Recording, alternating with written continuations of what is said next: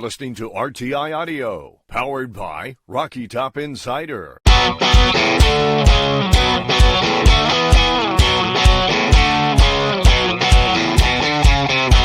This is Pancakes and Bacon with VFL, Kyler Kerbyson, and Reed Bacon.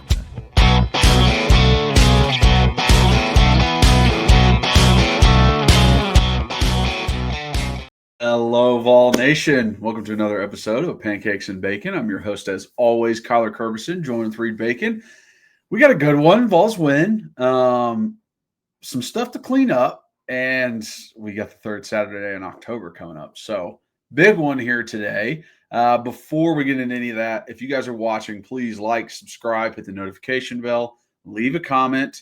If you're just listening, rate, review, download, re-download, follow us on all those listening platforms.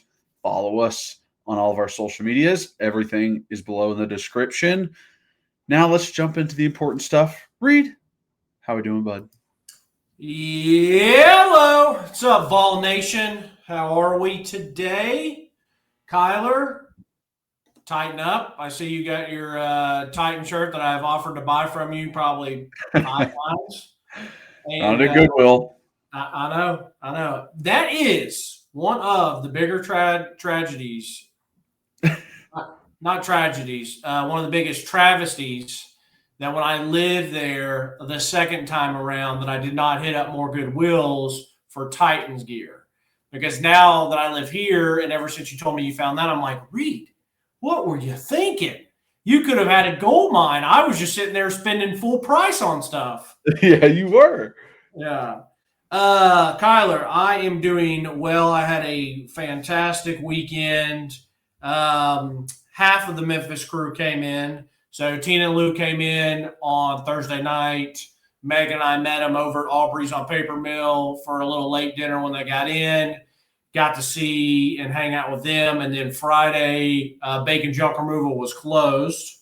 and then my dad and Lou. What? Taking the day off. Yeah. My dad, Lou, and I and Logan played golf at Holston. Incredible weather. Your boy actually, he actually started piecing some stuff together. So that was a great feeling. It's probably the last round of the year. The clubs will probably be going to the basement. I mean, because it's just, I haven't played since I was in Memphis for Labor Day before the Syracuse game. So I haven't played since then. But, it was a good one to maybe put a bow on 2025 golf season for me. And then, hanging out, watching all the games yesterday. I watched a ton of them throughout the day and then watched Tennessee and then watched Georgia-Auburn. And so great church service today, another beautiful weather day. So I had pretty much a perfect weekend. Now, you, my friend, I talked to you this morning and you were doing yard work.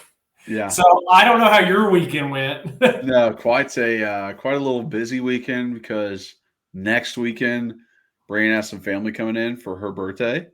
Okay. So having to spend this weekend prepping for next. Yeah. Getting the yard nice and clean, getting the inside of the house nice and clean. So yeah, good amount of chores going on this weekend. Are you going to have house guests next weekend? Yes. Oh, yeah. Yeah, exactly. Exactly. That's a different sort of cleaning. Her sister and mom? Her sister and her dad. Oh, nice. Yeah. Yeah. Okay, so what's your overall thoughts of the game, and then we're going to dive into this. Okay. I didn't know if you wanted to hit your quote or if you wanted to hit our title sponsor. Oh, yeah. First. Title sponsor, Bacon Junk Removal. Thank you, Kyler. That is why you are one of the best guys I know. Thank you for reminding me. Yeah, we are, man, I started getting a little nervy, not because of any actions, but just because I was like, all right, well, it's about to be October and then November, December. I started it crazy, bro. Crazy that I started it a year ago this month. And it's been the best year. It's been so awesome. But I was like, man, I hope it doesn't slow down a little bit as fall and all that. But we're booked up a lot for fall, which is great. And so reach out to us, Bacon Junk Removal. And the quote on the Bacon Big Board breakdown last week was learn from it. Not really necessarily a cool quote or a famous quote or anything like that, but I wanted to learn from it. Now, granted, we won. I'm going to ask you a question about bye weeks coming up here in just a second. But I think what I watched yesterday, and that means Tennessee, Arkansas, Bama, and Missouri, and knowing what we're going into this week, it's pretty simple.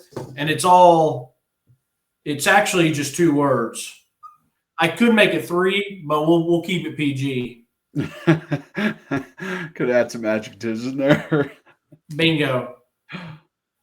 So it's just lock in.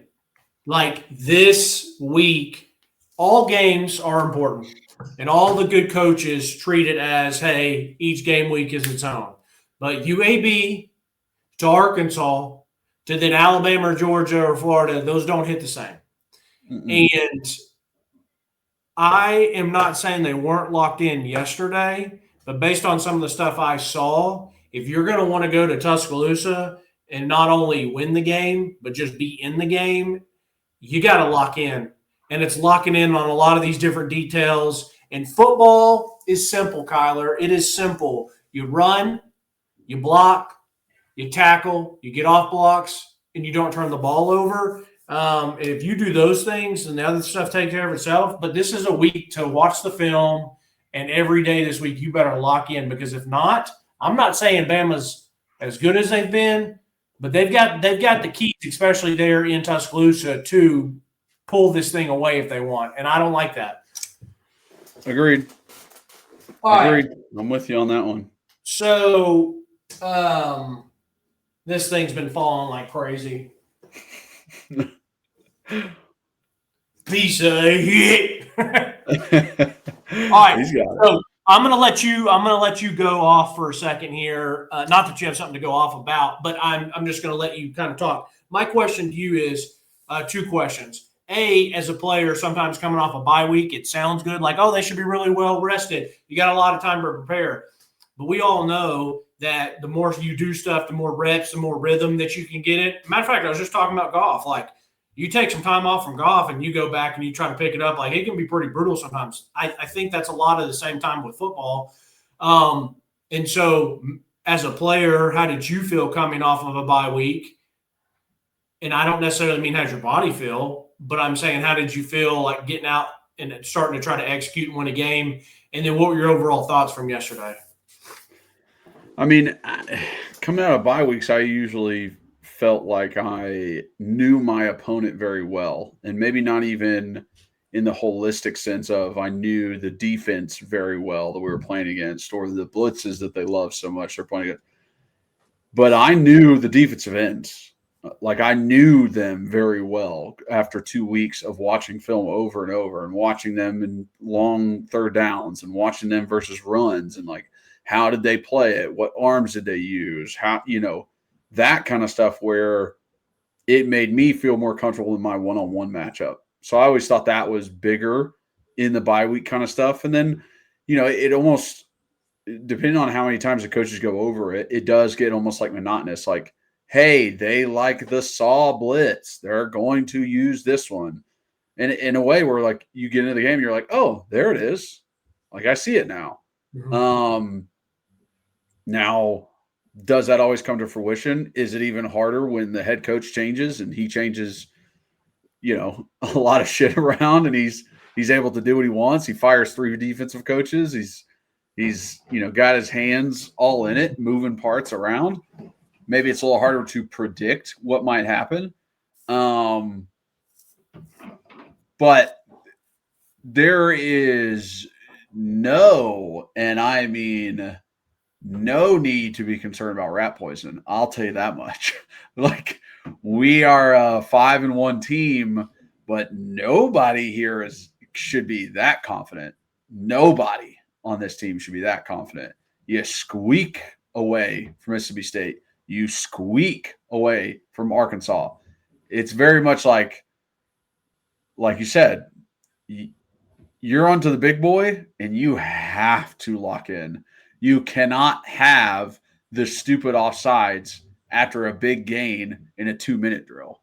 You cannot have dropped balls when you're trying to set up in some good range and maybe go for it on fourth. You just, there are these little things that you can't miss your opportunity on. And based on what I've seen from this team through 6 games, it feels like they're really good at missing their opportunities. I mean, really good. The reason we lost to Georgia is because of it. The reason that this Arkansas team came back is because of it. The reason Mississippi State went to double overtime is because of it. So there's just a lot of that stuff still needs to be fixed. Yeah, in my eyes. Okay. I respect that. I appreciate that. Real quick question. I do not want to get delayed or derailed because I know we're going to go long on this. And I know you didn't play for Heupel, but it sounded like Heupel was saying, hey, first week, we're going to go back, get to the basics, working on tackling, blocking, getting off blocks, catching. And so they probably had a couple of days of like almost spring practice style work. And then, thanks, babe. Appreciate it. What the? It's like hidden under there. Yeah, they forgot to put it in and then they took it out. No. Back in. No, bummers. I got a smoothie. My lovely wife picked me up a smoothie from Nectar across the street, which I get the peanut butter. If I don't get a bowl, I get the peanut butter and jelly smoothie. But it's like they forgot the jelly except that little bit there. And she was telling me that they did forget it. How do you forget the jelly in a peanut butter and jelly smoothie? Listen, Nectar's usually pretty good about this stuff. Lock in. Yeah, exactly. We'll see how it tastes. Anyways, so it sounded like that they were going to try to get some spring practice like work done, let the guys go, get away from ball for a little bit, rest, recover, all that stuff.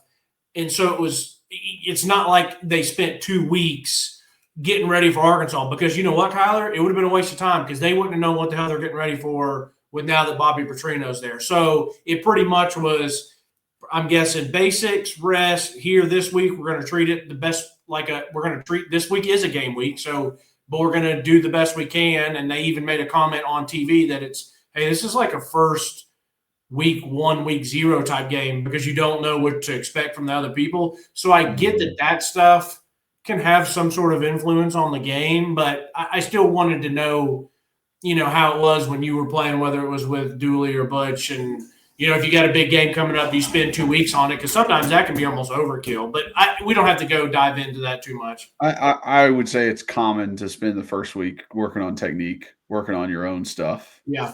More so. But it's like you're still in meetings for 2 hours before practice and you're in meetings for an hour at night. Right. It's like, what are you watching? You can't just watch practice over and over. Sure. Like, all right, let me show you guys just a little bit of stuff that they do. And then it's on you as a player to I'm going to study my opponent. I'm going to study their best defensive end. I'm going to study the guy who lines up across from me because I want to figure out what he does on pass pro. I want to figure out what his favorite move is so that I can expect it. I know that it's coming and I can stop it. So it's like that kind of stuff gives you an advantage if I can watch you for 2 weeks because you're not going to change your tendencies. Right. You're not going to change your habits. That's what you like to do. When it's 3rd and 7 and and Reed Bacon's coming off tired. The game. What? And you're tired because we play fast and it's 3rd and long and you're like, hey, I got to come off the edge. What's my best move? You know what your best move is. And now I do too. Correct. Yeah, exactly. So, all right. Are we going to start offense or defense? Should we start defense? Way. Okay. I kind of want to go defense, and I'm gonna jump in, and I'm gonna talk a good amount to start off on here on defense, and then I want you to jump in whenever you want to jump in, and then I'll kind of let you probably take a little bit more of the offense. Hold on real quick. Got to say a very quick blessing before I drink this. Okay. One sip. Not technically a meal, but we'll take it. It does taste pretty good. It's just way peanut butter. Shocker. That's what happens when you don't have jelly. Okay. Everyone wants to know why we couldn't stop the run. I was getting frustrated. Everyone knows, that's the one thing I can't stand is when my team, whether that is Knoxville Catholic, whether that is Tennessee Vols or Tennessee Titans, if my team is getting run on, I don't do well with it. It frustrates me. I thought, to start off, to give kudos to Arkansas, I thought they did some really, really good stuff. Had a little misdirection, had a little eye candy, get our linebackers pulling. Then they would do a good job of, hey, we're going to show you like it's read option. We were really focused on stopping Taylon Green. Multiple times you would see Taylon Green handed, and he'd have Tyree West or Joshua Joseph and like our nickel sitting there watching him while the alleyway and the ball is now 5 yards up the field. Yeah. So I felt like they did a good job. I thought their first touchdown run, you got the two tight ends to the right, but then they're the pullers back and they lead up, and I thought it was designed really well. So kudos to Arkansas. To be honest with you, Kyler, I felt like it was kind of dumbed down. They said, hey, we're going to run it at you. We'll show you some cute little things in the run game. But after that, we're just going to try to either hit an out route or a hitch and be pretty simple and just control the game and run it on you. And I thought to start the game early on, that's what they did. And they did it pretty well. They've been a running football team all year. So it's like, we're just going to continue to lean on that. And then when we need to, we'll throw the ball. But we're running it. Right, exactly. And I think that Bama is going to do the exact same thing. If Bama doesn't come out and try to wear us out and pound it right at us for 4 quarters like Georgia did, I'd be surprised, and I'd be really pissed if I was a Bama fan. I mean, going into this game, Kalen DeBoer should be like, listen, this is going to be a 4-quarter fight. We're going to wear on them, and we're going to run it. We're going to run it. We're going to run it some more. We'll take a couple shots here and there. But when I mean run it, I mean we're going to pound it. We'll give you some misdirections, and we might even do some quick bubble screens, but that's still an extension of the run game. And we're going to try to hold the ball for 40 minutes of the 60. That's what they're going to do. Yeah. Did you watch any of the Bama-Missouri game and see how both those teams love to just try to hold the rock in possession? They're both like tops in the nation of top possession, and they were both, 30 minutes a pop type deal. So which doesn't lend good for when we talk about offense and us going fast. We'll get there. But defensively, it was a lot more of the same. And I don't know what you thought. I actually thought our linemen would do pretty good job of either resetting the line of scrimmage or pushing some guys back. And even sometimes they would disengage, but then they were not disengaging quick enough, or were not able to get more than one arm or one hand, which is tough to bring down a good back with one arm or one hand. And our backers were just nowhere to be there found, whether they were getting eaten up by blockers, whether they were taking themselves out of the play. And then the next level is our safeties. And I'm going to be nice. If you don't have anything nice to say, don't say anything at all. But Andre Turrentine, once again, doing nothing for me. Doing absolutely nothing for me. Idris Farouk gets pulled from the game. I don't think there can be anything else unless he got injured and I didn't see it, because then we had Sidney Walton, who is a true freshman 3-star recruit. No offense to him and no offense to anybody else, but a true freshman 3-star recruit is not what you want at safety. Or I'm sorry, is not what you want at any position for as coming in. No offense to him. He had a couple bad plays. He had a couple decent plays. But if we're going to go ahead and start doing this where Reese is getting pulled, you know what? I might be really eating my words saying, damn, I wish we had Jacoby Thomas back here. You know what I mean?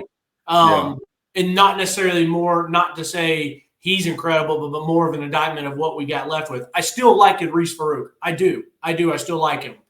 But those guys were not feeling it. And with Andre Turrentine, I've mentioned this before and why I say he does nothing for me, because he doesn't bring anything. He's not big. He's not overly athletic. He's not overly fast. And if you're those things, then you got to be in the right position all the time. And you got to be a really headsy player who wraps up, makes tackles. And it's there's going to be times where you get beat in a foot race, but there should be other times where I'd be like, oh, damn. Nice tackle where you stopped him only 2 yards deep. You know what I mean? It can't be where you're not giving us either. And so I just saw it where it was just all game, where it was a lot of the game where I got a note here. They did a read option really early on, and they had 7 blocking 5 on us, but 2 of our 5 were linebackers. That is not when you have 7 people, and that's a combination of big tight ends and linemen blocking basically 3 D linemen and 2 backers, you're probably going to win that majority of the time.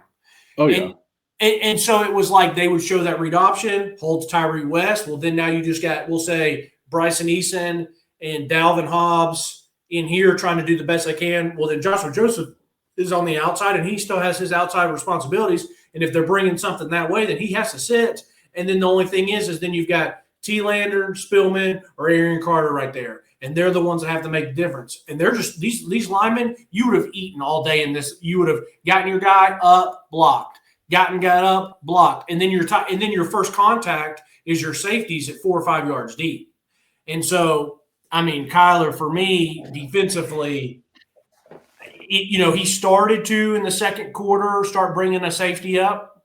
And that's what you got to do. You got to start bringing another safety up, another guy in the box.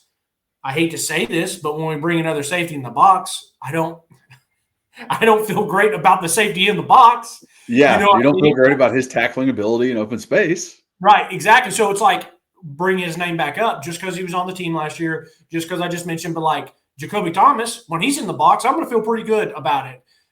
He's going to miss you some, but he's also going to make you some, and he's probably going to blast somebody at that point. We can go. I'm going to give you an opportunity real quick. Do you have anything to what I just said there, or do you want me to start going play by play? I'm with you on it. I mean, we talked about it last week. We said this defensive line is good at rushing the quarterback, and these corners are good at man-to-man, and that's about it. That's about it on this defense. They somehow are good at making people fumble. That's just been incredible, the fact that we've had so many. But the linebackers and safeties, like you said, they're not great at getting off blocks, at finding the little running lanes, at shooting their gun. But there's like little tiny flashes of good things that you see that sometimes they come up and make those tackles, and sometimes they do shoot their guns. And I'm like, all right. I mean, I can't tell you how many plays I saw Arian or T-Lander or Edwin playing timid to the block, and then I see 1 or 2 plays from each of them where they come up and blow up a blocker and make the tackle. And I'm like, why aren't you doing this every play? I don't understand. So I'm with you on it too. I mean, that first quarter and the amount of runs after seeing that Bama Missouri game, I'm just like, dude, this ain't gonna be good. This is not gonna be good. I was like, this is good. First off, this game is gonna be all offense, and then next week going into Bama, like there's right now this defense isn't showing me anything that can be like, hey, we will get you the ball a couple times offense. It's just like feast or famine. Maybe we can cause a fumble like that. Like that's their like go-to. It's not even, hey, maybe we can cause a turnover, because it's not picks, it's not interceptions, it's not playing the zone well and being able to disguise what you're doing. It's, hey, we can hit guys hard on the ball and make them fumble. So no, I'm with you. We can start diving into plays. I real quick, I can't remember if I wrote it down or not. I do want to bring this up. First off, Aaron Carter is not scared of contact. Edwin Spillman's not afraid of contact. Jeremiah T-Lander definitely ain't scared of contact. There's a play early on in that game where T-Lander literally gave his all for Tennessee when he shot his gun and absolutely tried to road grade that tight end or H-back. And he brought it. Yep. But unfortunately, his job is to get the guy down. And, well, everyone's job on defense is to get the guy down. I'm not saying specifically T-Lander, but it's like it's not a manhood thing with these dudes. They will put their necks in there, but a lot of the times, and you and I had a conversation about this, I guess, on Mississippi State, your job is to get the guy on the ground. And there are times where there's no other option but to take the block on, but you still have to try to take the block on and disengage and make the tackle. And there was other times in this game where they come up, and I saw some safeties do this too, where they come up and they see the guy coming in their picture to block, and they'll go to him to hit him to disengage and then make the tackle, when I feel like they could just go straight to make the tackle. So, yeah, or just like bad decision making of like, oh, I'm going to undercut this block. What in God's green earth could make you think you're going to undercut and then catch the fucking guy from behind? Was it Boo Carter that did that? And I about lost my mind. I forget who it was. I think there was a couple. I saw Arian do it once too, and I'm just like, what the fuck? Why would you even try and go underneath this block? Fight across his face. Yeah. Continue upfield. That's where the ball is headed. It was, matter of fact, the one I'm thinking about was Boo in the Mississippi State game when I was going back and continuing watching some stuff and putting out those big time play alerts on Twitter. And I was explaining to Megan, I was like, Megan, because she was sitting there watching. She's like, what? Like, because she knows I just get so frustrated with bad. She's like, why are you yelling at the TV? No. We were literally sitting on the couch and I had my phone out, rewatching some of them on my phone. And she's like, what? She's like, are they getting like run on or something? And I was like, yeah. And I was like, but then the very next play, someone else fought over a block and it was like a 2-yard gain. I was like, see, this is what happens. Like, but anyways, defense, shout out to Jalen McMurray on the blitz. I thought he did a great job of not showing that he was coming. Then he comes, he gets there fast. And you know what I appreciated is he stopped and played basketball defense. He didn't just run into the tackle, because you know what happens when he runs into the tackle? He's out of the play, because that's like me. That's like me running into you. And if you get your hands on me when I'm blitzing, it's over. So he stops and he shows Taylor Green, hey, if you try to go outside, I'm going to get there. If you try to step up, I'm here. And he just played good basketball defense, which I appreciated. Good coverage on the back end. Then we have the read option where we had they had 7 blocking 5 and 2 of our backers. You're never going to be successful there. No one's able to get off a block. I've already mentioned it. When our D linemen do get a good push, they're either ridden and taken out of the play, or they can't get back to the runner in time. Third, that we just they found a soft spot in the zone. I mean, it is what it is. There's a couple times I felt like Edwin and Arian did a really good job getting back, and when they were getting their back, they were finding eyes to look around, but they didn't do it as good a job as Syracuse. And the reason that was is I think they were so worried about Taylor getting out of the pocket that when you are in zone, you do get quarterback peaky a little bit, which means that you don't find your guys in your zone and lock to them.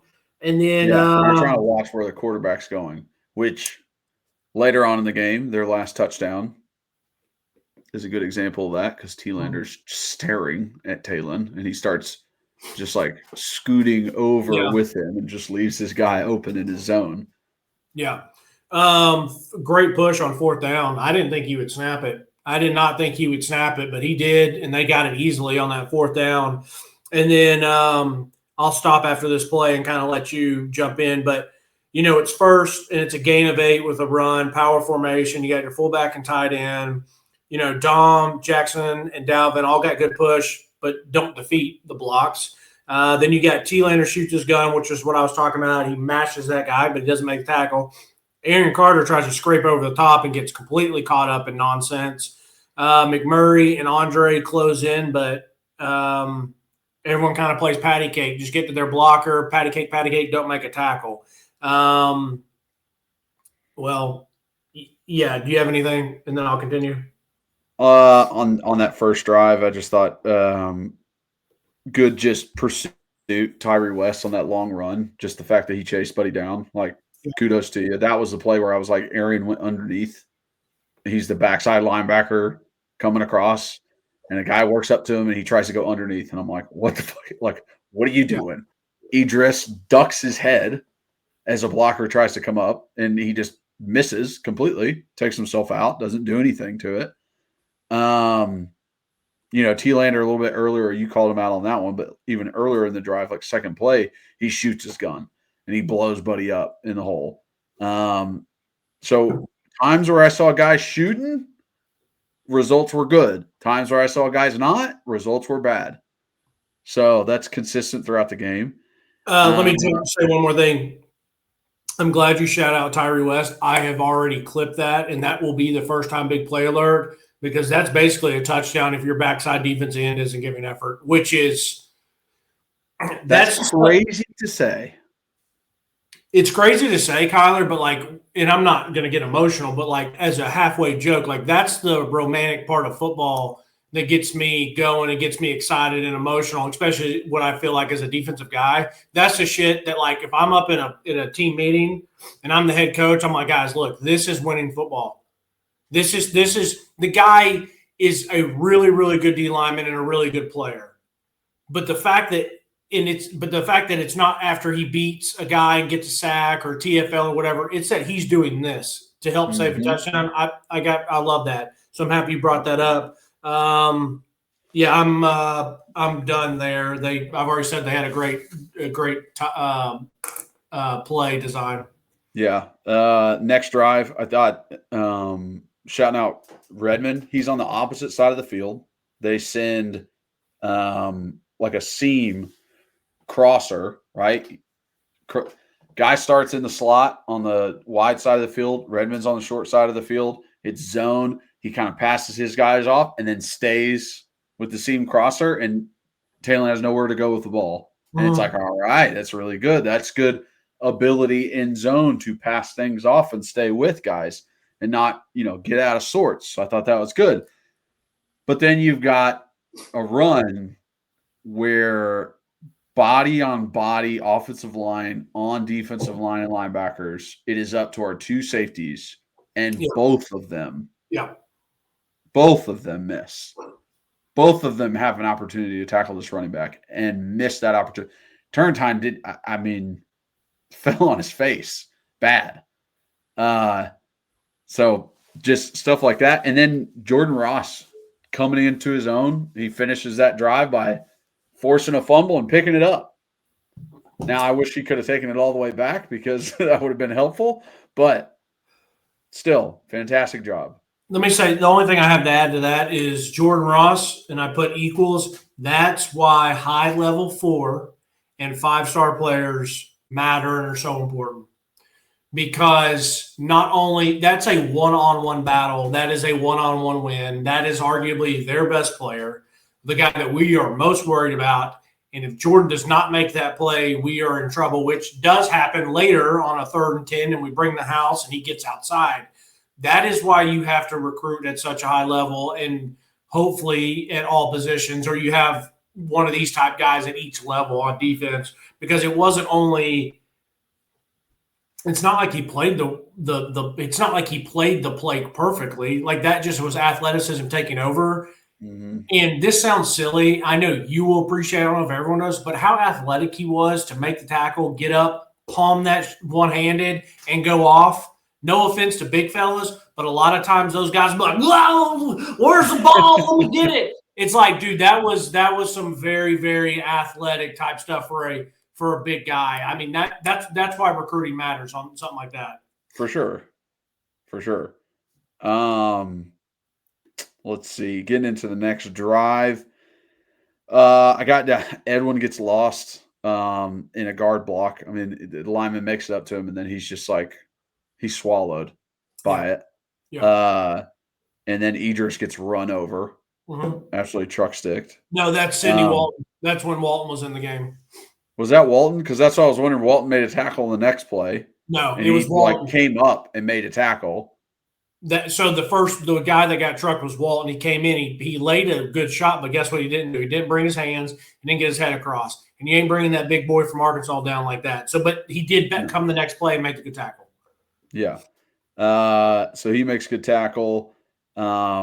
Redmond reads. He's doing what he's supposed to do. It still is a first down because of just like the depth of the route and how much yardage are left. But he does what he's supposed to do and delivers a massive hit to him. And it's like, I can't be mad at you for this. And there's other plays down the line, Redmond and Hood both, where I'm like, they're in position. They're there. Like, I can't be mad at this great play by wide receiver. I'm clapping because you are seeing it exactly how a DB plays at. He did exactly what he did. And you're going to be like, well, he needs to get there quicker.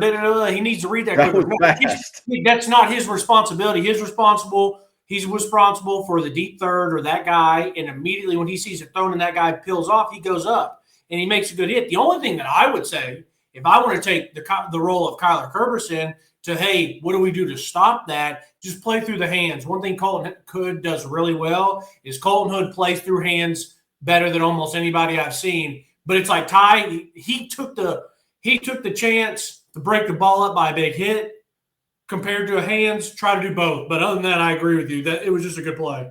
Yeah, I mean, I was almost like he hit him so hard right after he catches the ball, like, I don't know, 50-50 shot. That guy drops it. Yeah. After a big hit.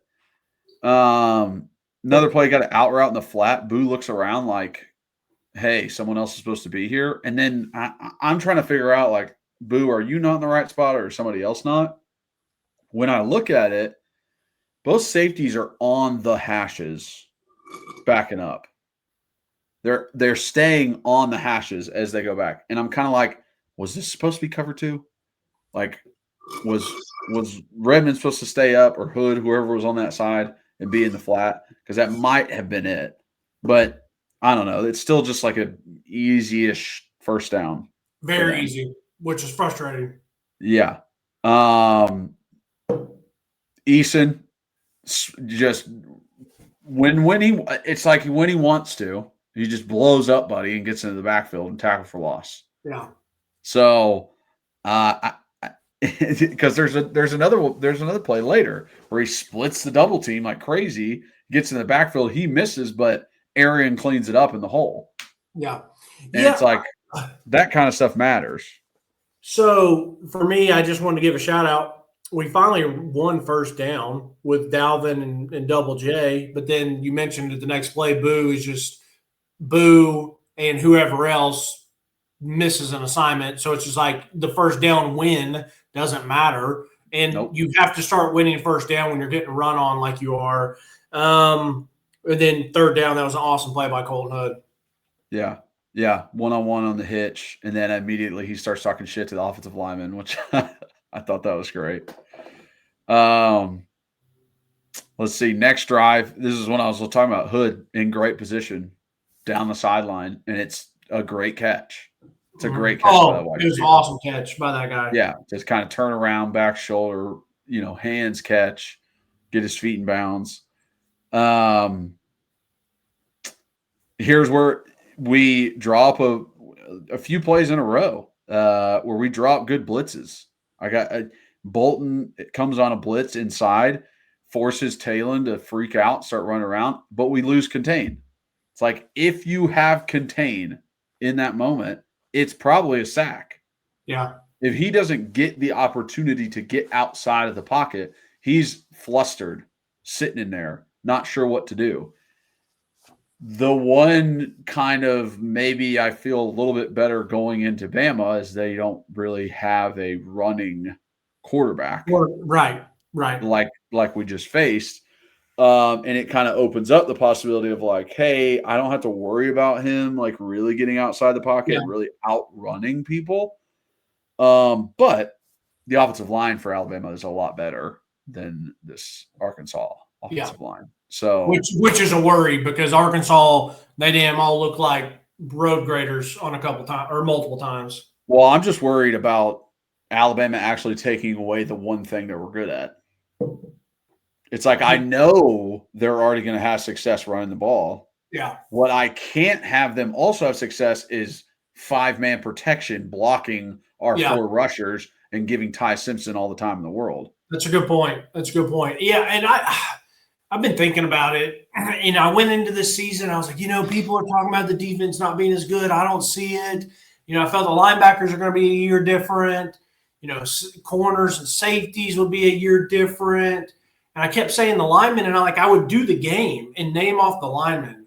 And I'm like, now that I look at it, I'm like, well, even – and I know we had injuries.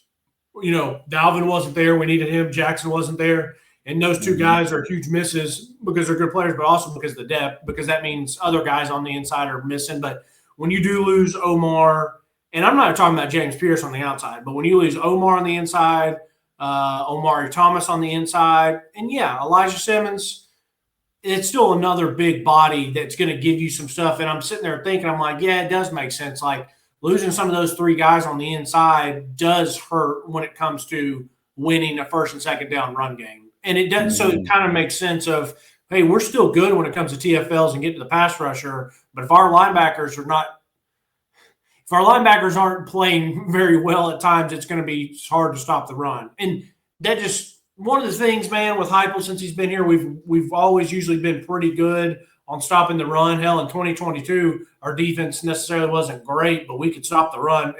I think we were second in the SEC for stopping the run. So anyway, sorry. I just had to kind of throw that out there while we were talking about defense. No, I'm with you. Then we got another great blitz call. A twist up inside. Edge defender Joshua Josephs is unblocked, is there to make the tackle. He misses. And as soon as he misses, Taylor's got all the grass in the world. He just runs to the outside. T-Lander takes a bad angle, and it's an easy first down. So it's just like Tim Banks draws it up like he wants. He puts the guys in position that he wants, and they're not able to finish. Thank you for bringing that point up because that's what I was going to point. I'm not necessarily taking up for Tim Banks here. I'm just stating it as it is. If you're Tim Banks and you get arguably your best player on defense one-on-one with a quarterback, even though that could be their best player on offense, you've done your job as a defensive coordinator. And even if Joshua Joseph doesn't make the sack and tackle, you think that he's going to do enough to hopefully someone gets over there. But they did the double mug. They showed the double mug. Everybody's coming. We had shown it earlier in the game and we dropped out. Now we bring it on 3rd and 10. That should be a sack. Nailing rocking. Offense gets the ball back with momentum, but like you didn't execute. And that's what it is. So what is Tim Banks supposed to do there? Exactly. What am I supposed? I'm drawing it up like I'm supposed to, and then that affects the game so much moving forward too. Because now every time you get them that mug look, the offensive line isn't sure. They don't know, are you coming or are you not? Right. Because I thought you weren't before and you did. So now I have no idea. Now I got to prepare for both. Right. So get a first, then a couple run plays. A 3rd and 6 is like a death sentence. That I hate that down and distance. It's just like, hey, wide receiver, go run a 6-yard hitch, and we'll get it to you. They're running zone. All right, great. Let me get freaking 4 hitches, and I'll find a spot in the zone. And then, down to the goal line, easy run in. We'll shout out Nathan Robinson. Actually, absolutely blew up the center on that play. Dude, he did. There was I'd say 2 to 3 times I saw and I said, "Holy crap!" I mean, definition of just power rusher, or I shouldn't say rusher, but just resetting the line of scrimmage big time. Yeah, he works on that sled. He works on that sled at practice. You know what I mean? And then next drive, this was the one before the half. We start twisting a lot more in our pass rush, which is great because it gets kind of our quick guys inside into Taylon's face right away. Gets our defensive ends in his face, which I like. So Hobbs twist inside, sack fumble. They're long down a distance. Edwin actually has a pretty good playing the block, staying outside, keeping contained, and makes a tackle. Where I'm like, okay. Because that's the thing that frustrates me the most is I see it happen. I see the right thing happen with these linebackers, with these safeties, and then I just don't. There's just not there. I can't find it. And it's like, why is it so inconsistent? Because if it's happening once or twice, then I know you've been coached it. I know you've seen it or done it or heard it before. So why aren't you doing it every time? Yeah. That's the one where I would love to be in there, just a fly in the back of the locker room. I mean, the fly in the back of the linebacker room, just to hear like, hey, what did you see on this play? What did they say? And then how does he respond to it? So I feel you. What drive are you on, by the way? Or did you say the one right before half? That was the one right before half Okay. that they got in like a long down and distance because of the sack. And then they eventually punted to us. Gotcha. Yeah. And then the next time they were out there, they need. So Okay. that kind of takes us into halftime. You All got right. anything else on that? No. Keep going. Okay. Second half, Turrentine makes a tackle. He was the last one to make. He was the last line of defense, so thank God he did. He makes the tackle on a 10-yard rush. They get a first down, but I was like, oh boy, I was like, he's it. He's it. He better make this, and he does. So I gotta call it out. Joshua Joseph's great around the edge, pressure on Talon, making him make a decision. We start mixing in a little bit more 3-man front up there, which on a read option kind of offense, it forces the read man from outside the tackle to now inside the tackle. So that makes it a little bit tighter. That makes it a little harder for that quarterback in spacing wise to get rid of it. I didn't know that. So you're saying now he's there reading. Well, what if there's an in man? He's reading the in man on the line of scrimmage. So if you've got 3 down and your furthest guy on the outside of the line of scrimmage is at a 4-eye, then he's reading the 4-eye, right? For even his if there's read, a backer read option. Even if there's a backer, safety, or nickel semi walked up. Yeah, him being semi walked up, you're not going to be able to get a good read on that. It's just hand the ball off. Yeah, okay. There's no like that's what's a hard part, confusing part, because he almost can play both in the box, outside the box. Gotcha. So I think like Bear is one of those great defenses versus the run, where it's just like where are those outside backers going to be? Where are they actually playing at? Right. Okay. So that was a good play. Is able to, and it's like, okay, we're getting pressure, we're stopping the run. And then you got Boo he's one-on-one, just gets beat on a slant. Yeah, I don't across his face. The guy goes for like 20 yards. Yeah, I was sitting, watching that live. I'm sitting there, I'm like, all right, here we go. And then you would think, whether it was going into the year, going into the game, still athletically, Boo, maybe he's not there all mentally, but you're like, all right, if he's in man coverage and somebody's just going to run a simple, I don't even think he hit a hard stick and move. So it wasn't even like a slant. It was almost just like a drag or an inside route.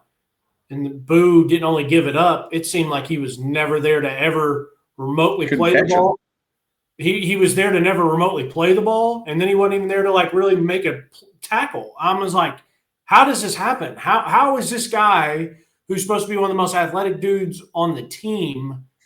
And I'm just sitting there thinking, it's just not being locked in. And once again, dude, that he just drives me up. Well, I can see myself in my work truck and I see he's entering the portal or all the nonsense. And then it's like he posts like the I'm back. And I'm just like, all that triggers me when I watch bullcrap like this, because it's like Vol Nation just pooped their pants over a kid and a guy who is not a full-time starter on defense. And yes, he is pretty good at kick return, but he hadn't done diddly squat for us this year, except for maybe 2 hits. And in those games, we were going to win the game anyway. So I don't know. I get very triggered by him, unfortunately. Yeah. And then next big play is the little speed option they run. So it's really a triple it is option because they fake the handoff inside. Quarterback comes out. Jordan Ross is in a perfect position to take the quarterback.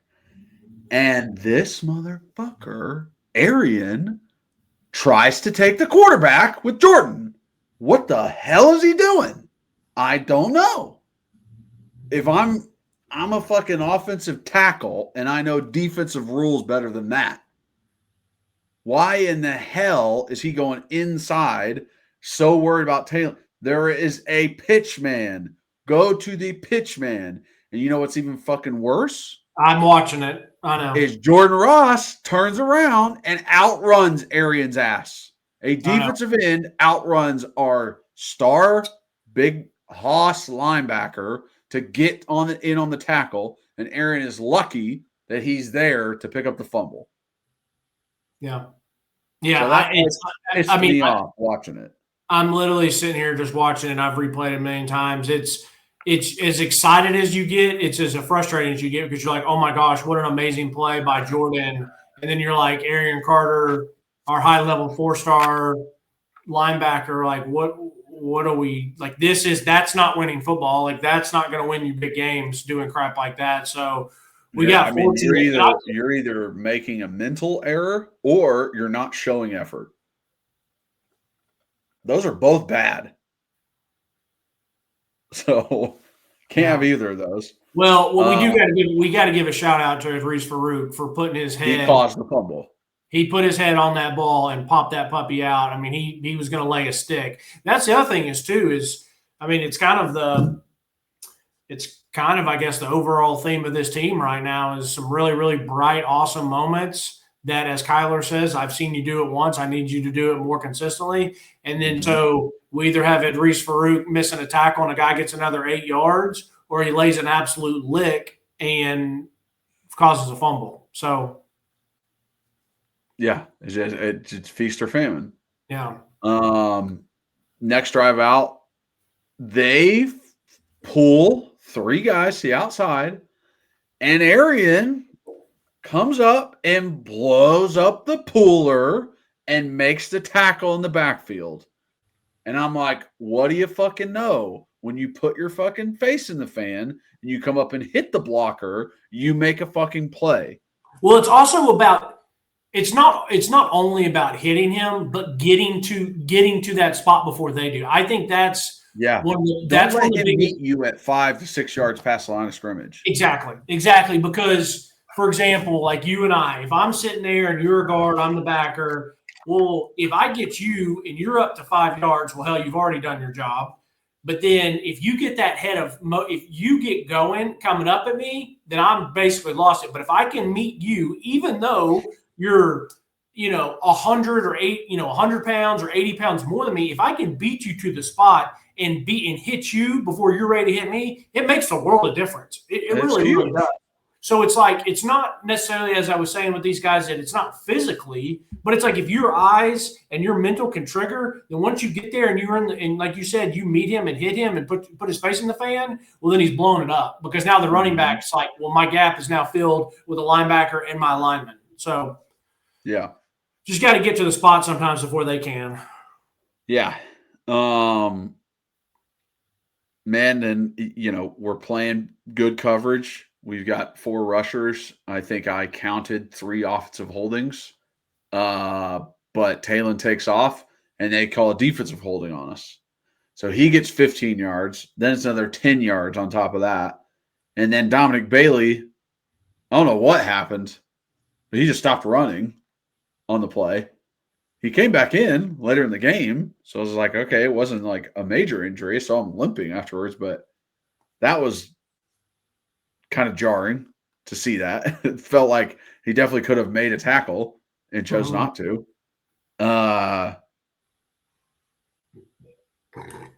Let's see. Idris, this is a quick little play design. They pull guys to the outside. They got a running back leading. Talon starts taking out over to the short side of the field to the right. It looks like it's going to be a run. Idris does not come up and get into the play action. He stays back in his safety position and makes it to where Talon has to just throw the ball away. And it's like, all right, if I'm gonna call you for shit, I'm also gonna call you for good things. Yeah. Right. Well, I got this one pulled up. The third, I was going to mention the 3rd and 2. It's after that Talon Green, and we forced him to the 3rd and 2. Have you just not gotten there yet? I just didn't want to miss that. It might have been. Okay. Was it the Easton splitting the backside blockers? Yes. It's a thing of beauty. Yeah, so Yeah. that one I just said was right before that. Okay, go ahead. Yeah, so then Easton, he's got a double team on the backside, splits him right into the backfield. He's 2 yards into the backfield. He misses, but it bounces the running back around, trying to fit. And also, because he splits 2 guys, his 2 guys are both worried about him, and nobody blocks Arian. Yeah. You got Arian in on this. You got Bryson, incredible. Hey, Bryson doesn't even make the tackle. He puts his hands up. He knows it's a 4th down. Yeah, exactly. He goes, I fucked that shit up. I know it's 4th down.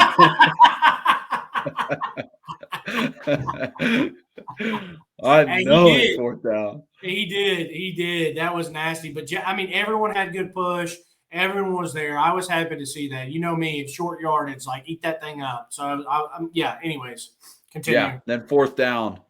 Great twist inside, getting pressure on the quarterback, and then good coverage in the back end. Yeah. And that's what we needed.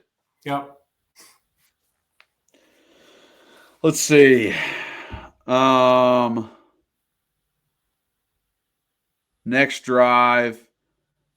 I love seeing these kinds of blitzes where we are twisting our defensive end into the inside. We had plays last year where James Pierce had sacks, had tackles for loss, TFLs on inside zone runs. Yeah, I love doing this. And this blitz, they bring Caleb, looping into the inside. He comes right in Taylon's face. Taylon tries to run to the outside. Who's also blitzing off the edge? Boo, right? And he's not going to outrun Boo, so he's there. Taylon has to throw it away, get rid of it. Great. That is a win for us. That is what the blitz was there to do. It was either get a sack or make that happen. So great that way. Jordan Ross and Moy absolutely destroy their offensive lineman they're going against. They're one-on-ones. Jordan whips him around the edge. Moy blows Buddy up and puts him on his back. And we get a sack.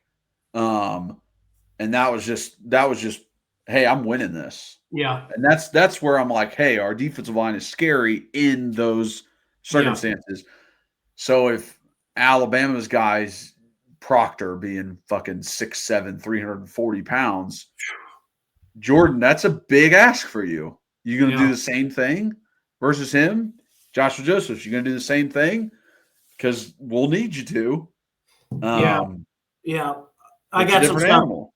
Yeah, I got a couple points to make when we talk about that game coming up. Yeah. An easy post route over the middle. Pass rush, nobody twists. Taylor can step right up in the pocket. It's zone coverage. And here comes this post from the outside. I mean, just wide open. There ain't no easier throw for him to make. And it's a big point in the game where we're like, hey, we cannot let them come back in this. And it just seemed very, very easy for them.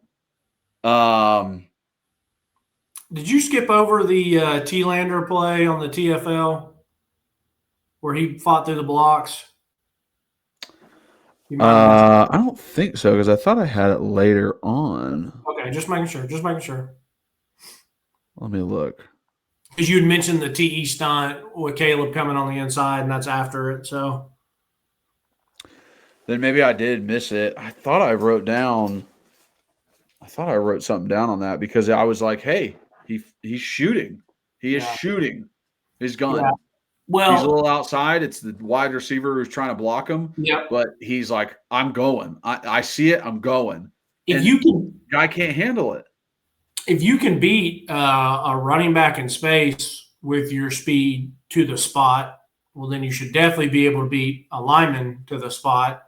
And our guys they are coached to get to certain spots because you can watch their eyes. And even on plays that they misplay, they know that they're trying to get to a spot, which then what kills us because instead of reacting to keys, they kind of react to keys and then going to find the ball. They react to keys and then go to a spot, which I don't know why they'd be coached that. But anyways, maybe it's just part of it. But it's just so impressive how he sees it. He immediately doesn't. The receiver tries to get up to him. He whips his hands away. He gets to it, shoots his gun, and then he once again he lays the wood, but he wraps up. It's a form tackle. It's perfect. His head's across, and like, hey, that's a 1st and 10. You won 1st and 10. That's a big deal.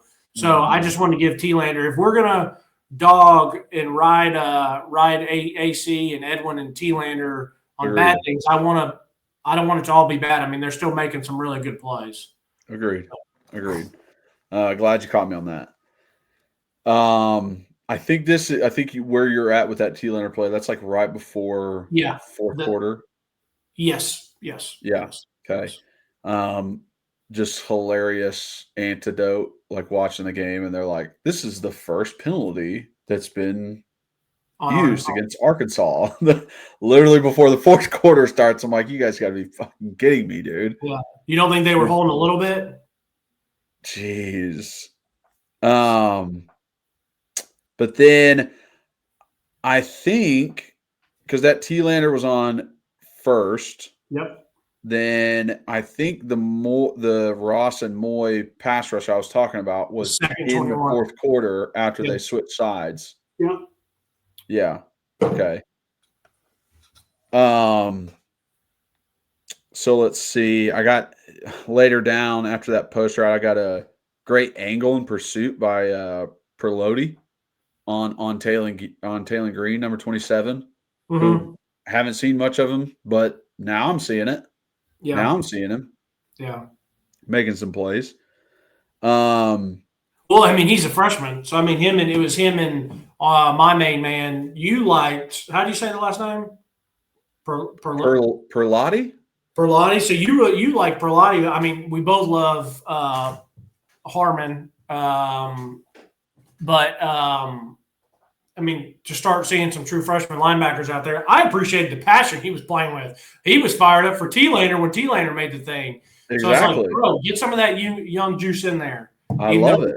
Even though it's not like we have a super old team anyways, I feel like everyone's young. But anyways. There should be more juice with how young we are.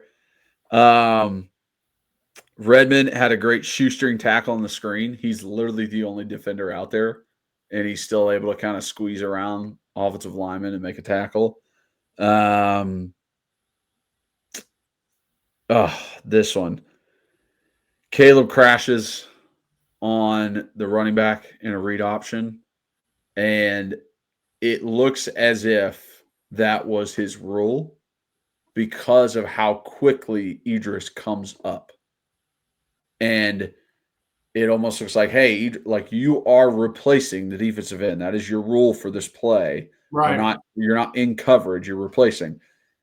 That's how hard Caleb crashed, and he comes up and, I mean, stick in the mud. Just Taylor breaks his ass down, and he falls on his face. He legit falls on his face. And it's like, man, dude, like, I know he's athletic, but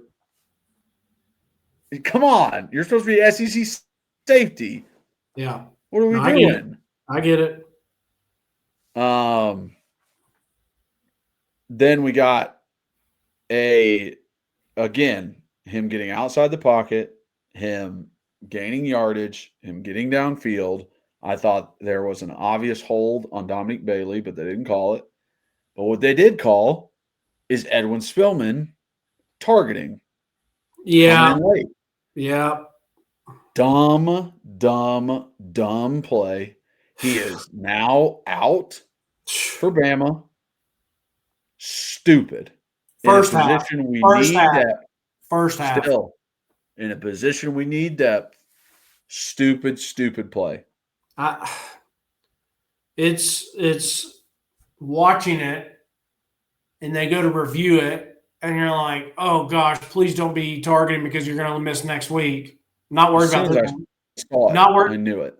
Yeah, and then that's what I was going to say. Then they review it, and you're like, oh, that's 1,000% they're calling that target, and Edwin's gone. It's not ideal. So I mean, you got AC and T-Lander, and then you'll probably rotate Jordan Burns or I guess Ben Bolton, if that's his name, if I'm saying it correctly. But it's like it's not ideal. It's not. Only thing that would be worse is if it was one of our interior D linemen. That would have been worse. Yes, agreed. And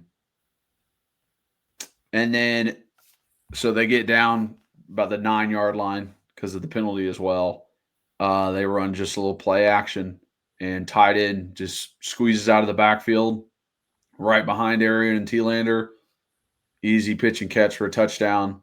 So they fall for that play fake.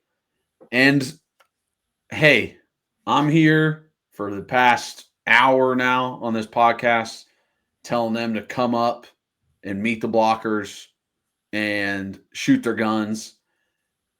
And here's kind of a result of that. Hey, I see the run. I'm coming up. I'm shooting my gun. I'm getting in there, but it's a play action. Boy. Excuse me. Sorry, I just got distracted rewatching. I'm seeing this. I don't want to kill Edwin that bad. It is targeting, but Taylor Green was running full speed, and then it was those little quarterback punks. They do drop at the last second. He had already decided he was going to go hit. Sorry, continue with your play action. No, I was just saying I've been given a lot of guff for the linebackers and not shooting their guns, and it's like, hey, this is kind of a result of being overzealous, shooting your gun too much. Yeah. So it's kind of like you got to pick your poison here. Well, but that's also why you got to read your keys and play your technique. I mean, that's what it's coached for. So yeah. So that ends up in a touchdown. Then the next time they're out in the field, I mean, this is an easy drive for Arkansas. Very annoying. It's like we're in damn prevent. We got a motion over, shows Talon, hey, it's zone. It's not man. Nobody moves. And then what does he do? The original slot receiver in the wide field, he runs like a post to pull everyone away. And then the guy who motioned over just runs a little seam, and he's wide open underneath it. And it's a 30-yard gain. Okay. I thought it's like the first play of their last touchdown drive. Yeah. Okay. Keep chatting. I gotta grab it. I gotta blow my nose real quick. I'm gonna try to do it without knocking this thing. Matter of fact, I should probably just push the desk forward a little bit compared to. Oh well. If this thing crashes, everyone remember lock in. Lock in. We just gotta remember that. So easy seam down the middle. We got a freaking hole shot down the sideline to win versus cover 2. And it is a great play design because the corner's on the outside. He is there to cover his guy on the outside as the outside wide receiver, pass off to the zone defender when he sees the slot defender or slot receiver come up, do his little hitch in the flat. The flat is his responsibility. So he comes up to that, leaves his guy, lets him go, and quarterback hits it in there before safety can get there. That is definition hole shot. It's annoying, but it is a hole of cover 2 defense. There's not really an adjustment you can make besides possibly the corner staying with that outside receiver a little bit longer and maybe relying on a linebacker to come out to the flat. But a hole shot is a hole shot. It's a good throw. It was a good throw when it happened. That is the spot in a cover 2 zone.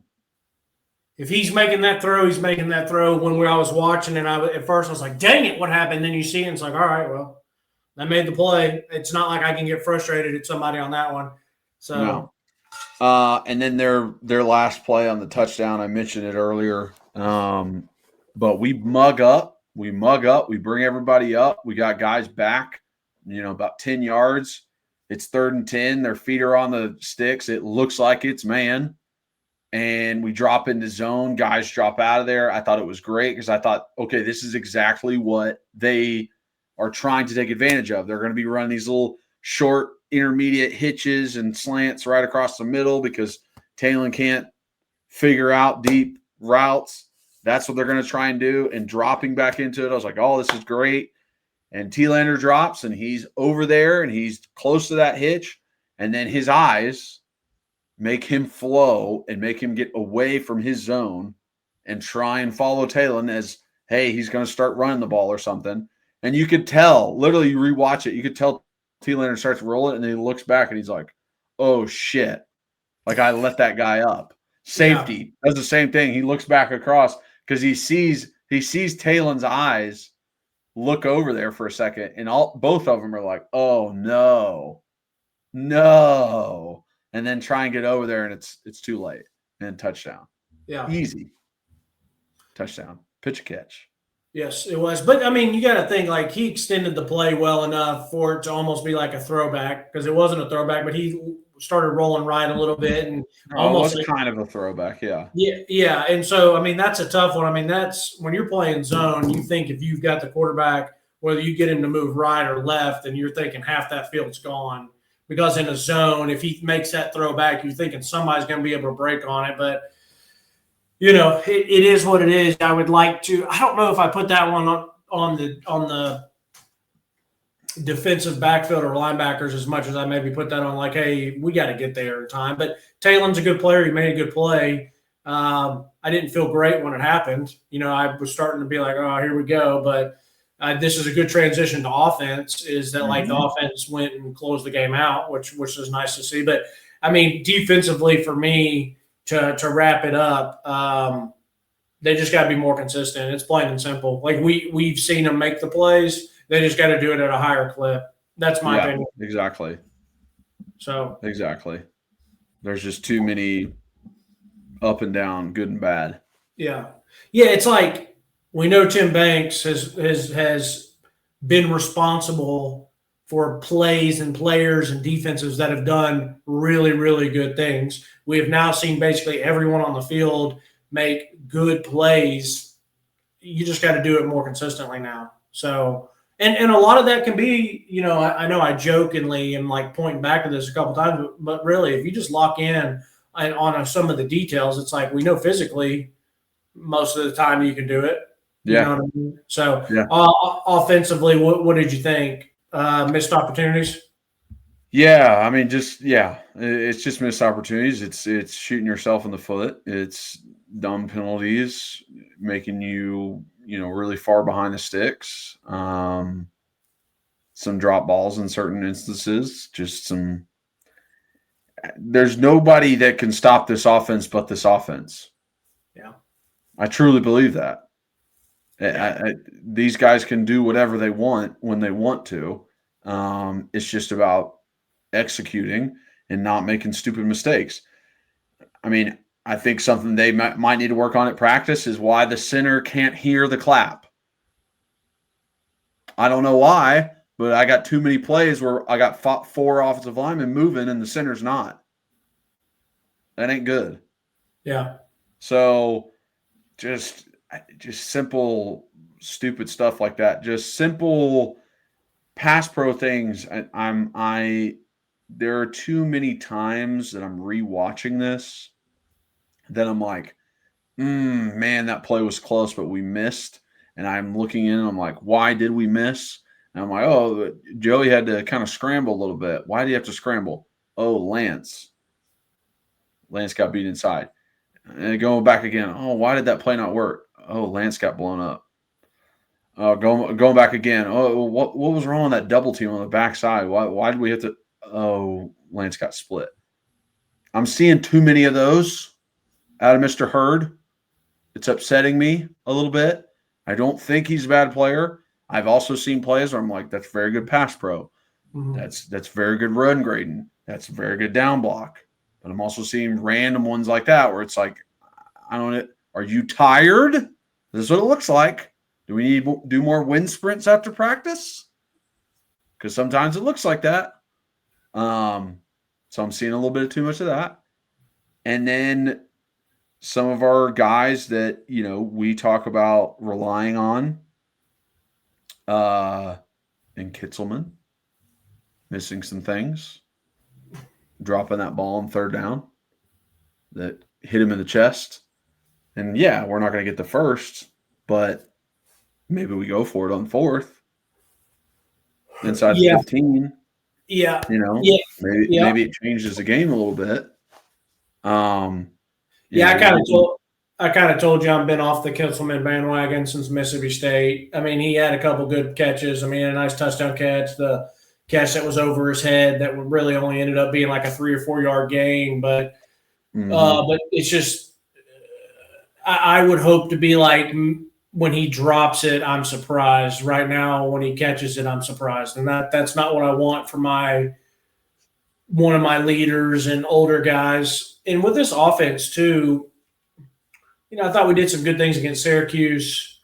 The rest of the games don't matter until we get to Georgia. And Georgia, these guys were very much locked in. They very much executed as a super, super high level. And I think that raised my expectations to be like, well, I've seen you do it against arguably one of the best defenses and defensive coaches. So if you can do it then you should be able to do it whenever you want. And this game started out kind of what I thought. Super easy pitch and catch, run the ball, get down, score. But then as the game went on, we would hurt ourselves, like you said, with penalties or drops, and we're having to settle for field goals. We shouldn't be having to settle for field goals against this Arkansas team, especially at home. And, I do think there's something to be said that if we go tempo, they run well in tempo, but he's also really worried that if we execute, and then we get to 3rd and 3 and we drop and we were on the field for a minute and 15 seconds, and then that defense, which we've already talked about, could be a liability. So it's a very, very fine line to play because if you go down and you run tempo and it works great, you look like a hero against Bama. But if you go down and it doesn't, then you look up and the first, we'll say half of the game, we'll say the first 30 minutes of the game, Bama could have 23, 24 minutes of that first half. And that's a very scary recipe to be in. So we can go through some plays offensively, but for me, it's just not consistent enough. And it's everybody. It's everybody. Listen, our Biletnikoff watch list had a back shoulder beautiful throw from Joey that like he needs to catch and he doesn't. And the fact that he doesn't catch it really hurts us because it could have been a touchdown. But then we had Braylon Staley, who on a shallow route, in my opinion, would have picked up the 10 yards on the 3rd and 10. But I can't be mad at Joey for not going there because he went to and threw a good pass. And then it's like, Mike Matthews, you cost yourself a touchdown, brother, because you didn't run. Now I have a soft spot because when I played receiver at Catholic, I don't know why I had a mental block, but there were plenty of times where I felt like I had my slow ass would somehow get by somebody and I'd have someone on my hip. And this could be a game, practice, scrimmage, 7-on-7. And I was bad about when I turned to find the ball, I subconsciously just slowed down. And if you slow down, me as a slower person, you're screwed. And I'm thinking, what the hell's Tyler doing? He's overthrown the ball. And it's like, no, dude. Like he threw it to how you were running and then you slowed up. And I subconsciously didn't notice that. So it's like I have somewhere Mike might not even know that he did it, but you can't do like that. Just can't happen. That cannot happen. You can't stutter yourself. It's after turnover. We run it. We get really good yards. We win first down, and then what? We take 2 shots, and neither of them are completed. Yeah. And so, anyways, let's just jump in. Let's kind of run through offense somewhat quickly if we can here, if you want. Yeah, that first drive, Kitzelman, great over the head catch. That was a very good catch. That was a hard one to make. Yep. We run Bob. We run a counter, easy holes, big holes for Deshaun to run through. Awesome. Staley, completion on a corner. Mike was also open on a post. Just waiting a little bit longer, it would have been a touchdown. I like that. Because it's a great play design. It shows that, hey, 2 guys are open. It's not just one. Well, I like the play design because it's a little play action, sham pulled. Joey had time, so good protection. He sits, and like you're saying, he can either fire that post, but Braylon was as open as you can get pitch and catch in an SEC game. And I really like Braylon's not overly fast. He's not slow, but he's not overly fast, or he doesn't seem overly fast. But that guy, and I've seen it a couple weeks now, his stems off the routes, how he sets guys up, and then he'll hit him with that head fake. Like, he does a really good job of creating separation when he's probably a 4.6, 4.5 guy. You know what I mean? He doesn't have to be a 4.4, 4.3 guy, but he gets plenty of separation. So yeah, he does. Let's see. Joey pulls the ball, keeping the guys honest. Love that. When defensive end crashes, pull it. But please run out of bounds. Yeah, seriously. Please run out of bounds. Then we get down close, counter. Kitzelman with a good block on the counter on the end man. Is that the tutty? Touchdown. Well, I'll give a shout out. Wendell had a really nice pull and block. Miles had a nice block. And your boy Lance did have a nice down block work up to the second level. So it was all three had good blocks. Yes. So touchdown there. Then what you were talking about, the next drive after the turnover, the two throws, Brazel, he may have slowed down. Also, the sun being like directly in his face. I don't know if that kind of had something to do with it. And then Mike definitely stuttered in his route and slowed down. So missed opportunity there. Let's see. Joey's able to find Braylon across the middle. It's great. He scrambles for a first down. I love that. I love him just using his legs. Slip screen. We hit our first slip screen. It was and beautiful. I love it. What did we talk about versus Mississippi State? We are not on the same page with these screens. It's either the receiver doesn't know which level he's supposed to be on, or these offensive linemen don't know which way they're supposed to be going. We had two screens today that I was like, now we're in tandem. This slip screen to Mike was a great one. Mo got out there and pancaked the buddy. Awesome. Awesome. We got a first down on it. And then a little bit later, we had a little tight end tunnel screen with Kitzelman lined up in a tight end position right behind that tackle. He goes out like he's going into the flat and just angles back. And it's right there. He tuck, turns, gets 8 yards and a first down. I've already mentioned it, but the one thing on that, that I think it was like 3rd and 10 or 3rd and 11, and it was the one to Braylon that you talked about where Mo got up and got the block, and it was a great first down. We needed that. But once again, Braylon, not necessarily looking like he has to be fast, but that boy is just like shifty and wiggly, and it's funny to watch. Like, I like the way he runs. You know what I mean? It's not catch it. Oh, you know what? It's like the perfect Kyler Kerbyson running back or like runner. I know he's a receiver, but he catches it and like sets his blocks up instead of just like catch it and just tries to take off. Yeah. Let your blocks develop. Yeah. Then I'm like, I got little notes on here like calling out offensive linemen. I just don't know if I want to do this. Like, we had a run play like Satterwhite and Sham were in a double team, and they just don't move the guy at all. Like, there's two of you versus one, and you guys are sitting in the exact same position when the ball was snapped. This is when the running back gets to your ass. That's not good. Yeah. So just shit like that drives me up a wall. Then you had the back shoulder Brazel we talked about. So that was into that drive. Next drive, great seam ball to Braylon. This was that deep shot that he took, and he got hit when he was taking the shot. I mean, great ball. Then the tight end tunnel screen after that, which was awesome, awesomely set up.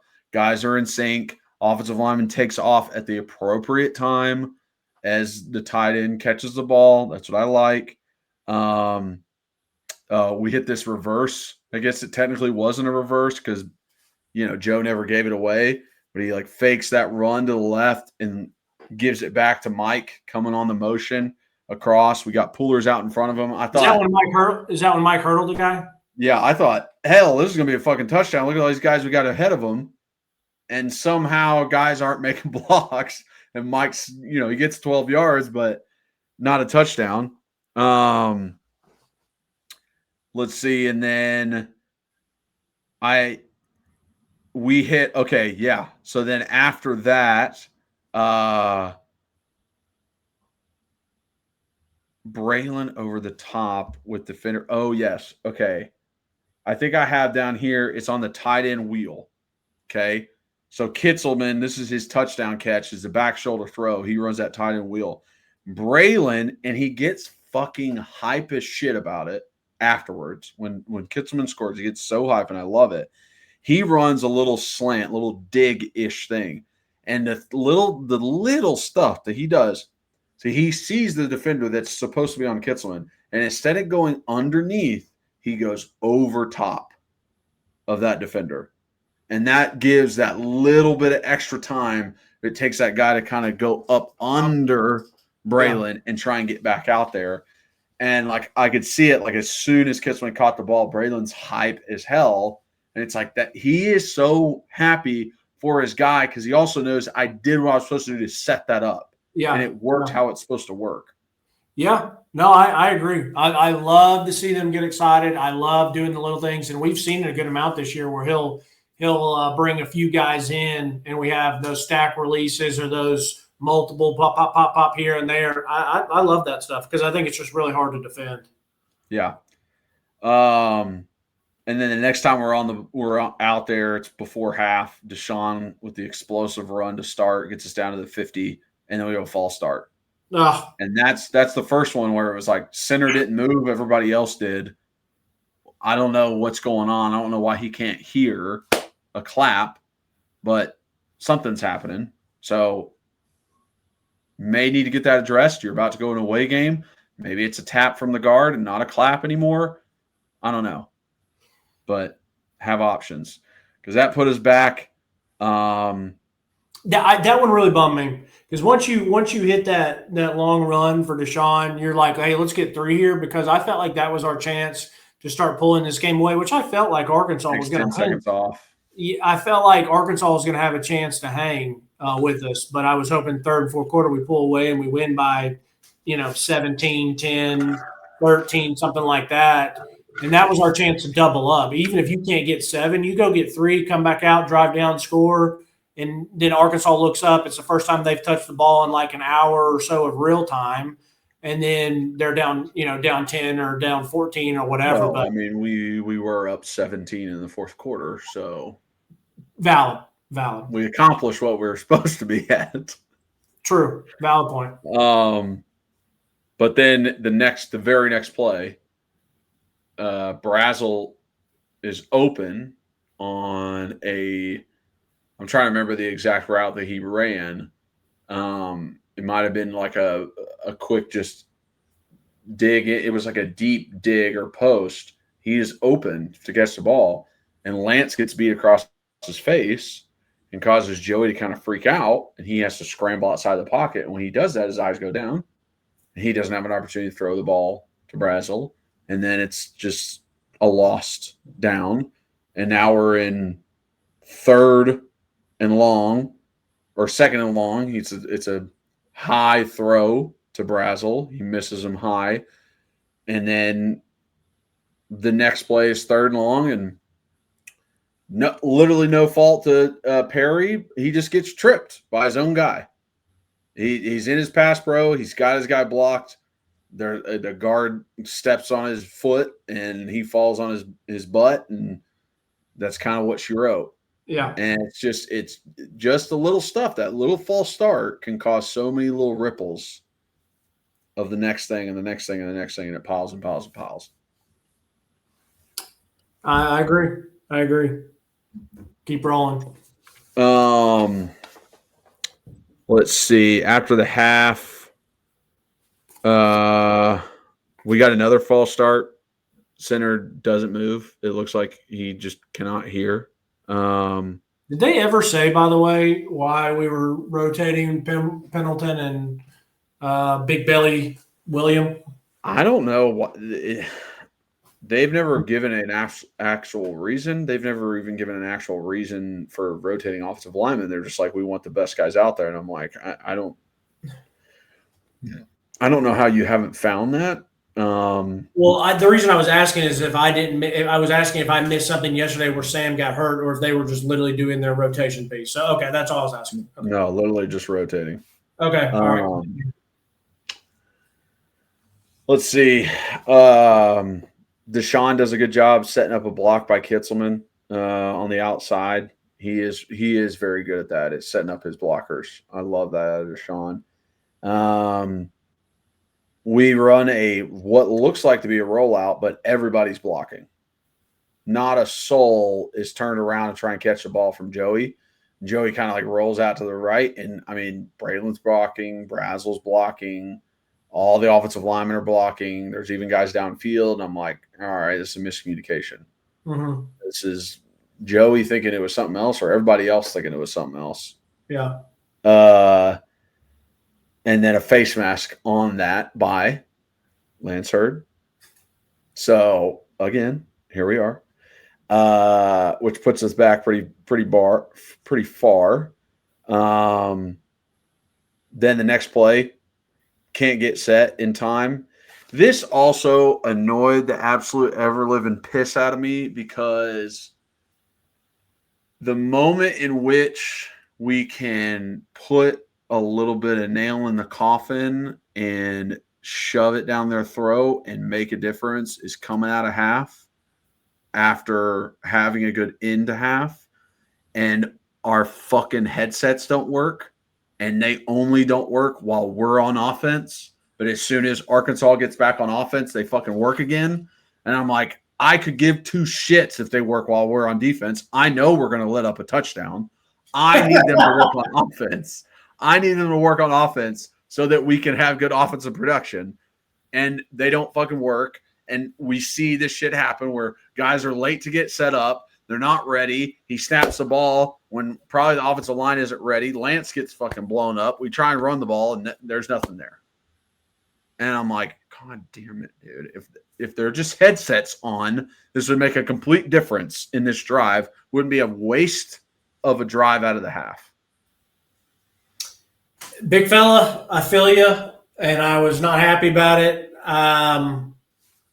I think that was just a little bit of unluck because it's unlucky that they went out, and it's unlucky that we happened to be on offense at the time. No, it is. Let's just shoot through these. Oh, look at this. I got a note right here. I put it in the wrong section. T-Lander shoots his gun. I put in the offensive. Fantastic. Let's see. Man, we got an obvious PI on Braylon on that slant. That was horrible. That was the worst shit I've ever seen. Was that down two, or was that second? That was second, because then third down, Joey actually throws a beautiful ball to Kitzelman, and a defender gets 2 fingers on that thing and tips it away. Yeah. But that would have been a great drive. That was after the turnover by Ingrid, I'm pretty sure. Yeah, I think so too. Yeah. Then the next drive, Kitzelman gets beat inside on pass pro pretty bad, and then Joey has to just start scrambling out, and that's when he like throws the almost pick. Yeah. It's because backside it wasn't there. Satterwhite does not snap the ball, and they call a penalty on us for a snap infraction. I mean, okay, snap the ball, don't just stand up. But at the same time, hey, you're making my guy move because he's jumping in the neutral zone. So chicken or the egg, what comes first? Mm-hmm. Let's see, next drive, some good throws to Mike. Good play on a slant for him, and then good corner route by him a couple plays later. Bishop finding a hole, getting down towards the end. Bad tackle. Does not look good. I really hope he's okay. Maybe it's just like a little ankle sprain or something, but didn't look great. Peyton comes in. He's automatically pads popping. He is just trying to run through motherfuckers' faces. Yeah, I like it. Yeah. Mr. Jack, number 3, tight end. Love me some Jack. Again, fantastic blocking. Yeah. Every time we get in jumbo, we're down towards the goal line. Depend on Jack. He's making fucking blocks. And he's hype about it. For a true freshman, it's been super impressive. Incredible. Let's see.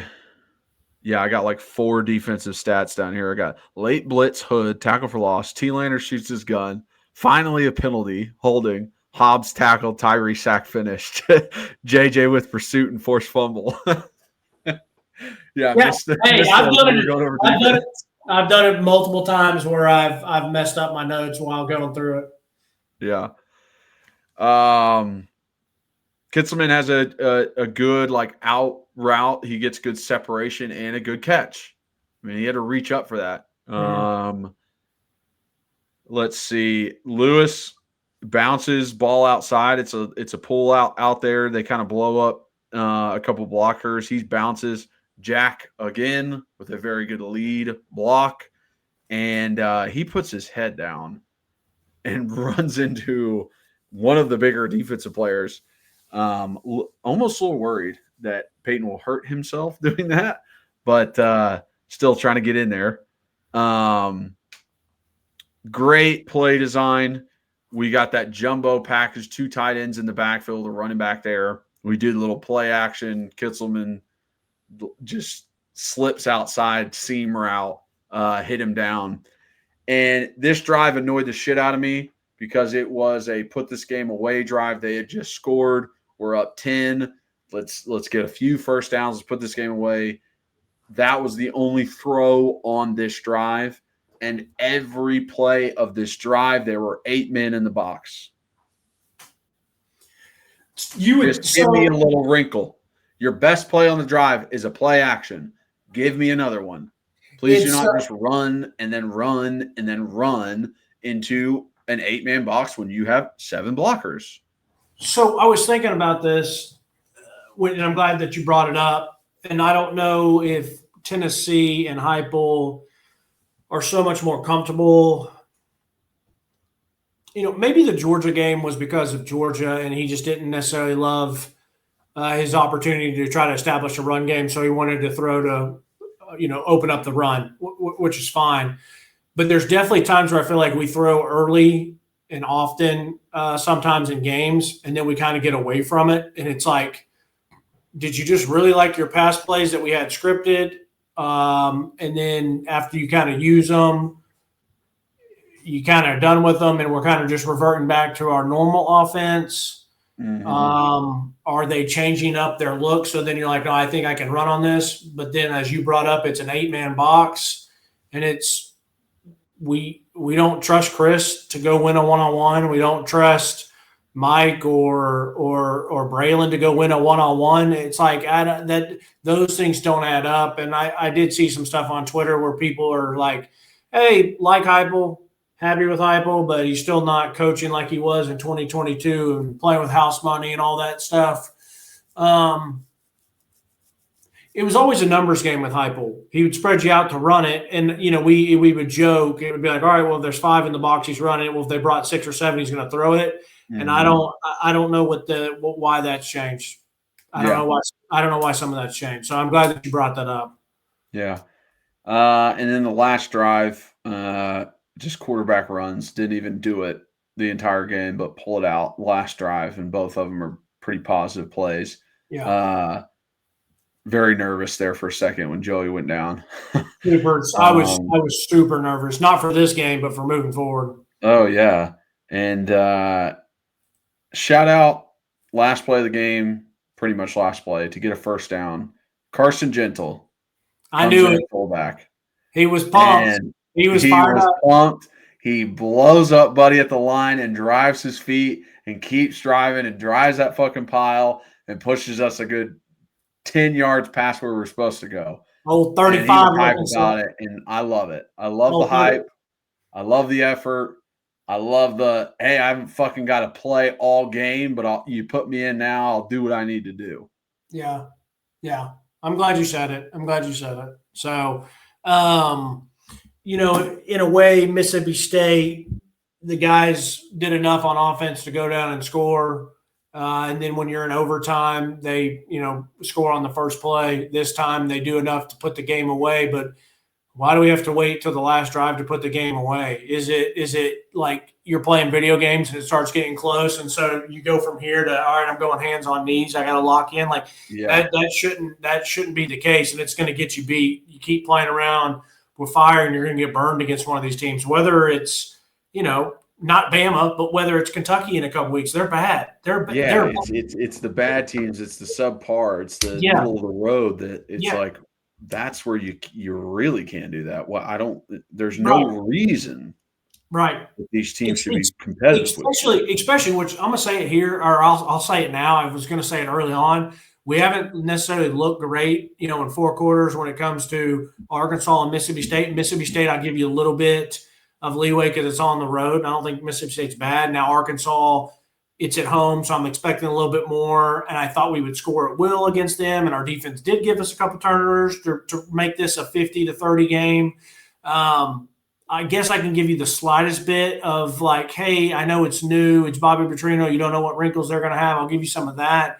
But even though we haven't played great, I think this team's going to go down and play a good game against Bama. I do. Like, that's how college football works.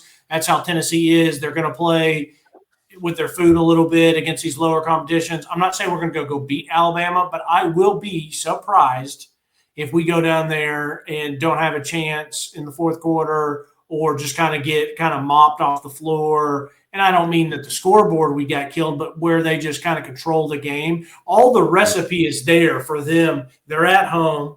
They've got the bigger bodies. They're the older team. Can they just run it and establish it and run it down our throat? I think Tennessee's going to make enough plays to hang in there. I don't think we win, but it's like we're going to go look good against them, but then we're going to look up and we might not be executing as well because it's a sleepy game in Lexington.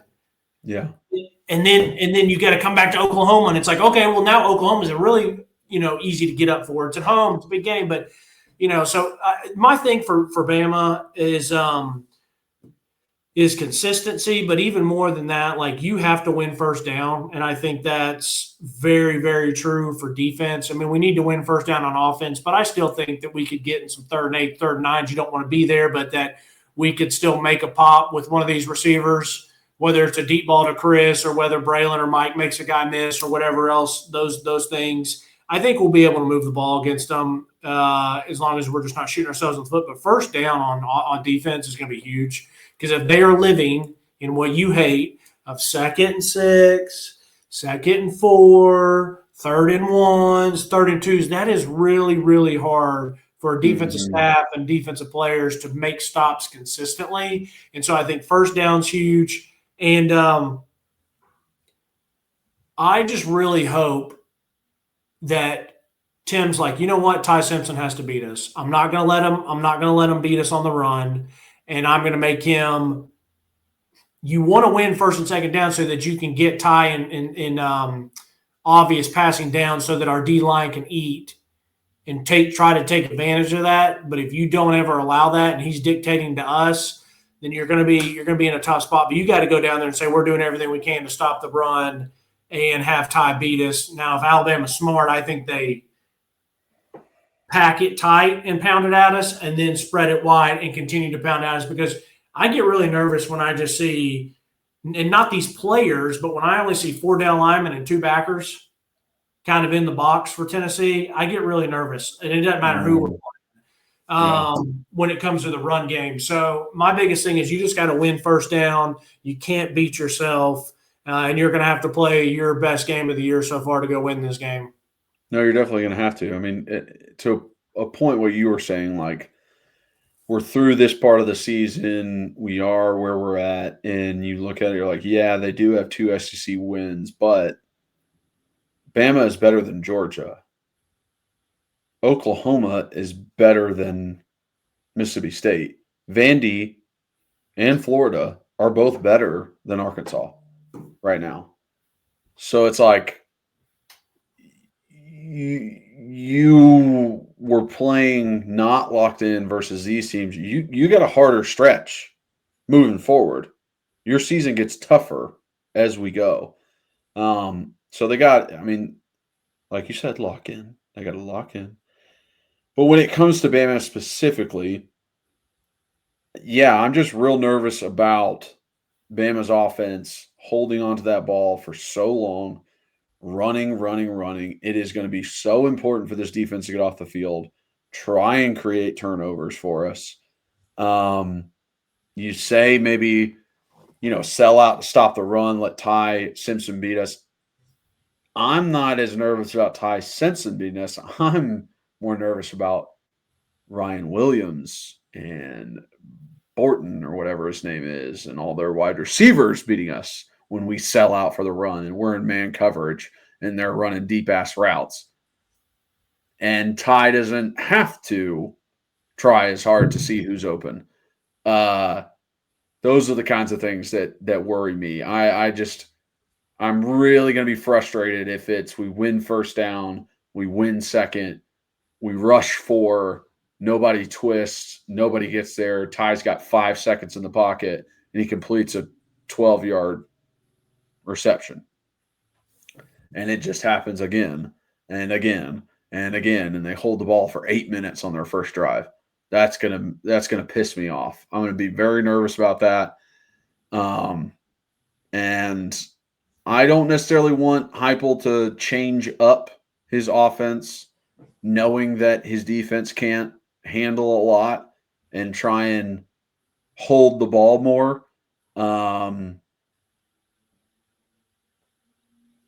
But maybe if there's opportunities, maybe it can help. Going fast. Well, maybe slowing it down. Okay. Maybe holding the ball longer than we usually do. Maybe not having the 1.5-minute drive like you mentioned earlier. Okay. Where it's like we executed down the field, we got 60 yards, but then it was 3 and out, and that 3 and out was 20 seconds. Like it didn't last long. Yeah. But I trust the offense still. I think they can do whatever they want. It's just about them executing and not beating themselves. And the defense, I'm very dependent on our pass rush getting sacks and somehow getting turnovers. Yeah. I don't have high expectations for the defense. I just don't. So if they can do a little bit extra, I'll be glad. But right now I'm leaning on offense. I hear you. This is my last thing. I hear you, and you're worried about Ty dropping back, having all day, kind of like Carson Beck. We felt like Carson Beck did 2 years ago when we played there. And we just felt like Tim wasn't blitzing or bringing it, but they kept picking it up and diming us up. Kyler, I'll be honest, I'll be happy if we get to that point because that means we are winning first and second down because that means we've won what I wanted to do in stopping on first, second down and making him beat us. If that's what happens, it happens. But, I'll believe that when I see it because of – I know there's guys who are talented, but, Colton's no slouch. They're going to go at Ty Redmond because he's going to be the fish because he's the younger guy, and Georgia went against him. Mm-hmm. But we have a better chance of them making a mistake doing that than just turning around and handing it off and getting 5 yards pop, in my opinion. Yeah. So I'll be very excited to watch this game. I'll be surprised if Tennessee isn't locked in and ready to go and playing a pretty tight. We're going to play physical. We're going to play hard, but I just hope that we play a pretty clean game so that we can turn around and be like, hey, you know what? We lost that game, and that sucks to lose, but they made plays. We gave it everything we have. I don't want to sit here and be like, well, we did this wrong and we did that wrong and we gave them this and we gave them that because you definitely ain't going to win the game that way. No, never. Never. Not versus Bama. Go Vols. All right, brother. Let's try to smoke a cigar this upcoming weekend. Hell yeah. Hell yeah. All right. Thank you guys so much for watching and listening. If you are watching, please like, subscribe, hit that notification bell, leave a comment. If you're just listening, rate, review, download, re-download. Follow us on those listening platforms. Follow us on social media. Everything is in the description below. Again, y'all are the best fans in the world. Thank you so much. 3rd Saturday in October. This is a big one. Let's go beat the fucking Tide. I hate them. Hate them so much. I know that we can do this. We just got to, like Reed said, lock in. But again, you guys are the best fans in the world. Thank you so much. And as always, go Vols.